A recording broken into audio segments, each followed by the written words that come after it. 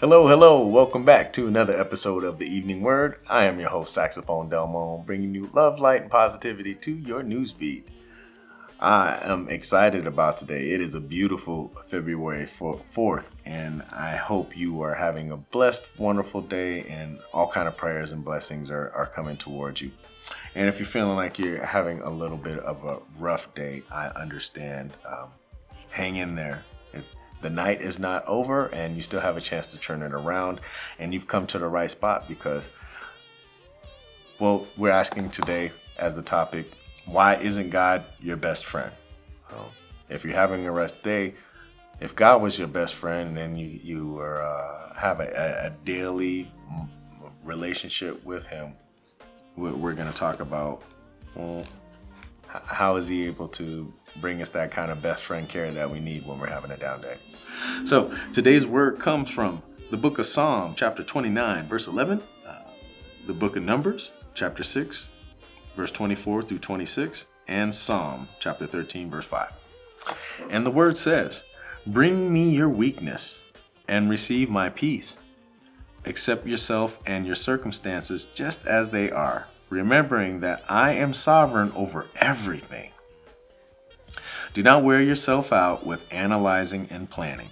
Instead, let thankfulness and trust be your guides through this day. They will keep you close to me.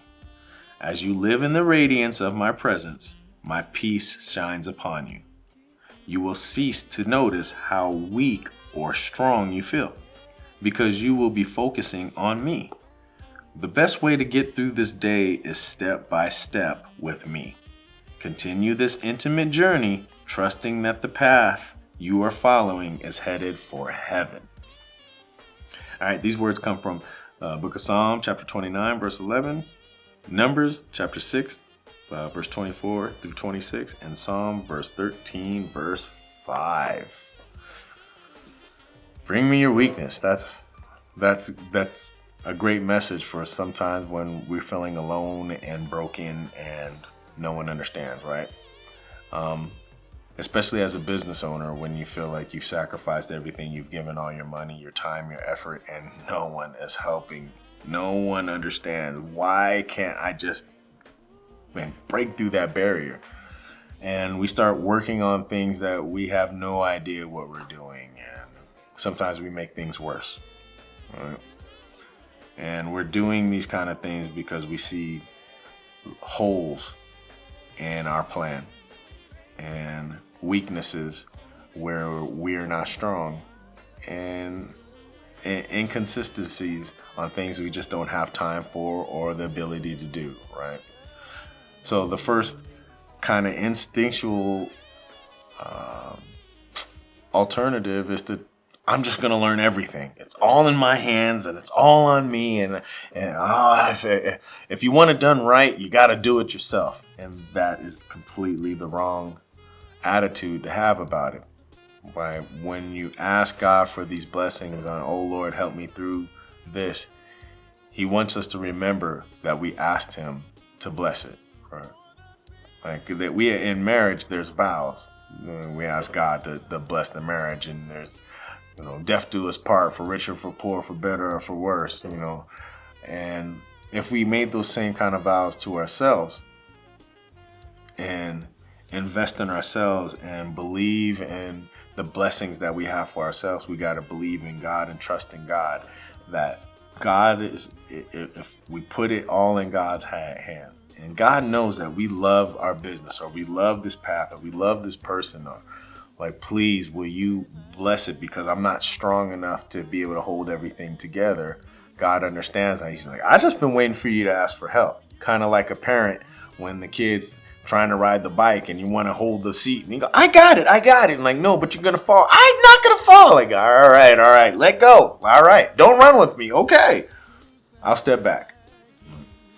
We sit up there, we waste a lot of time trying to perfect when God shines in our imperfections, right? Like we're sitting up here trying to be perfect and do everything right and make sure that the kid doesn't fall off the bike and run with them and make sure they fall in the grass. And I was like, well, just let God kind of let God kind of take over, and you never know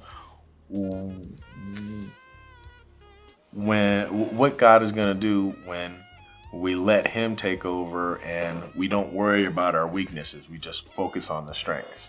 You got to trust that He is taking over and guiding everything, that we won't fall. And if we do fall, He'll put us in grass instead of fall on concrete, right? So it's kind of just like, compare it to the confidence that He gives in us when you don't know how to swim, but you put on floaties, you put on the arm floaties, the waist floaties, you know. You see kids that don't know how to swim, they don't, but as long as they have their floaties on, they don't care. Because they know, they have the confidence, they have the trust that as long as I got my floaties on, I am a world-class Olympic diver. Watch this, boom, and they'll jump into the pool and cannonball and try to dive and everything, because they know that those floaties are going to bring them right up upright, and they don't even have to even try to work at learning how to swim. They have no desire to want to learn how to swim because they have those floaties on, right? They don't want to learn how to swim until there's a race and they try to win the race, because the winning the race is more important than having floaties, and the floaties slow you down in a race. So that's what triggers working on weaknesses. But then that becomes the goal. Instead of just trying to work on weaknesses to learn how to swim or have fun in the pool, now I'm working on my weaknesses to win, get the goal of winning the race. It's not just having fun in the pool. I already have fun in the pool. Now, in order to have fun in the pool, I got to be able to win the swimming race. That's how God works. And now He's not working on you being able to have fun in the pool. Now you don't have to work on the technique and stuff, because He's going to allow you to get a teacher that's going to teach you that. That's how the blessings work. You don't worry about your weaknesses. Just concentrate on your strengths and having fun and enjoying the adventure of living in the blessings of God. And He will bring us everything that will cover all of the weaknesses that we're experiencing, all of the mishaps and shortcomings that we have. He'll fill them for us, right? So we're having a few weaknesses and mishaps and not having enough likes and subscriptions. So if you would please help us and keep spreading the word and get this message out to more people and put more positivity in people's news feeds, and instead of all this, it's easy to spread negativity. Just like school, it's easy to fail. All you have to do is not try. If we all put in a little bit of effort together, we can spread the word and make this little rock of earth a little bit more enjoyable. So I am Saxophone Delmon here at the Evening Word, bringing you another verse of the day and wishing you a wonderfully blessed night. Thank you for joining us, and I hope to see you back here tomorrow. Keep the faith, you guys. Stay positive, and see you soon. Take care.